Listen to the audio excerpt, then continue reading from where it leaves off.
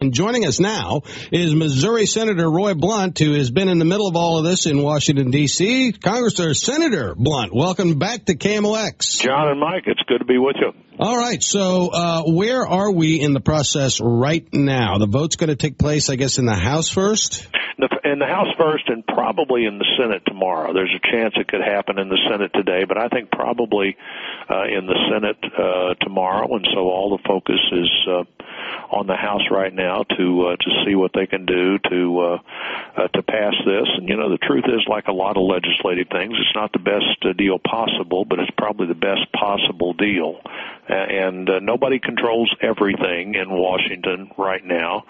I thought both the president and Republicans in the Congress, House and Senate both, are probably a little slow in figuring out that in that environment where nobody controls everything, it's almost impossible at the end of the day that you're totally happy with whatever happens. But I do think what happened here is that this really changes the way of doing business. The federal government has had a debt almost the entire history of the country. I think there have been only a couple of times when we briefly had no debt, and has raised the debt limit over and over again. But this is the first time ever where raising the debt limit required a discussion on how we were spending the money.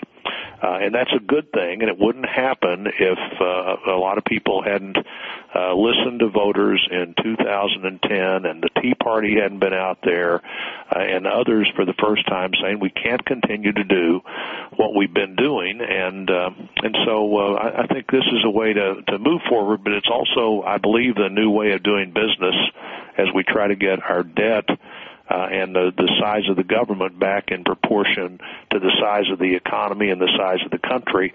So I think that's a good thing, and it wouldn't have happened in Washington 5 years ago or 2 years ago, but it happened in Washington this year, and lots of people made commitments in campaigns that they weren't going to continue to just do business as usual in Washington, D.C., and this is way outside business as usual.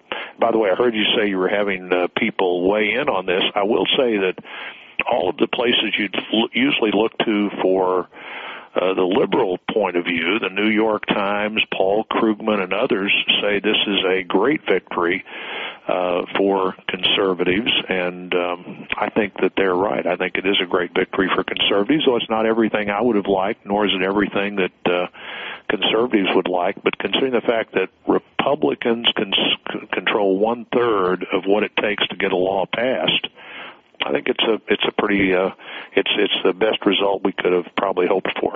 We visited with Congressman Russ Carnahan. He said he'll be voting for this when it hits the floor of the U.S. House. Have you made a decision on your vote yet, Senator Blunt? Well, I'm going to vote for this, and I think it's like I said, it's not the best possible deal, but it's the best deal that's possible, and it does change the way we do business, and I'm supporting it. One of the things, interesting aspects of this deal is the trigger mechanism on the back end if Congress can't act. And there's a lot of concern expressed out there about the deep cuts to defense spending that could result if ultimately a deal isn't reached the next time this comes around. What's your feeling about that? Well, I think conservatives can't just say the only things I'm willing to put on the table are the things that I don't like. I think we can find some savings in defense. I think we can find some savings in these other programs, and hopefully the consequences of this select committee not acting are great enough that the select committee actually will act.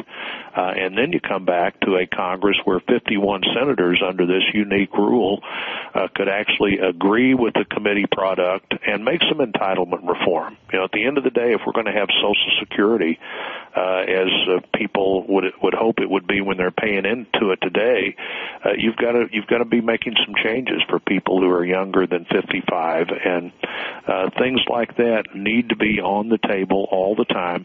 But the idea that you can't find any savings in defense, I'm pro defense. I believe it's the one obligation that the federal government has to meet because nobody else can meet it. But I'm not of the belief that there's no money to be saved in the Defense Department, and I think it's a reasonable thing for my side to put on the table and say, here's one of the consequences if this select committee can't come up with real savings. Senator, one of the things that's for sure here is the bases of both party, the far right and the far left, are both upset with this deal. What would you say to the Tea Party people that helped elected you in the 2010 elections about this vote that you're going to make and opposed to their views? I'd say that, first of all, it's probably not opposed to all of their views, but it is opposed to some of their sense of what would be the best thing to happen here. But you can't pay all the bills at this moment without some additional borrowing authority. If you could pay all the bills, defend the country, not touch Social Security, not touch Medicaid or Medicare, that's one thing, but you just can't do that. And I think at the same time that if it wasn't for the Tea Party and pledges that people took during the campaign and after the campaign, we wouldn't be to this point right now. I think I'd try my best to try to understand what a big victory this is before I got to the point that I couldn't see that this really is a response to what's happened in the country, what happened in 2009 and 2010, and it's a very big change for Washington, and the Tea Party should take credit for that. The only other time we've been able to cut spending in Washington in the time I've been here was the fight I led in 2005 to reduce the entitlement spending, and we reduced it by $40 billion, which was a lot of money if you were part of that debate, but hard to do. Now we're back to doing that again, and I think we're not just doing it once. I think we've established a pattern now because of the Tea Party influence on the country that means that every time this topic of how much money we owe comes up, the other automatic topic is, and what are we going to do about it? And this is not a 10-year agreement. This is a 2-year agreement. There's an election in November of 2012 that will decide what the next step is, and hopefully we can do better than this agreement with a different Congress, and it will be a new Congress. We'll see what the American people decide about who's in the White House in January of 2013. But that's how long this agreement really lasts, and we're going to make some significant decisions in that short period of time. But more importantly, we've changed the way we do business. Okay. Well, it is inarguable. This is historic cuts of government spending that are being considered, and we want to thank our guest, United States Senator Roy Blunt, for joining us. Senator, good luck to you.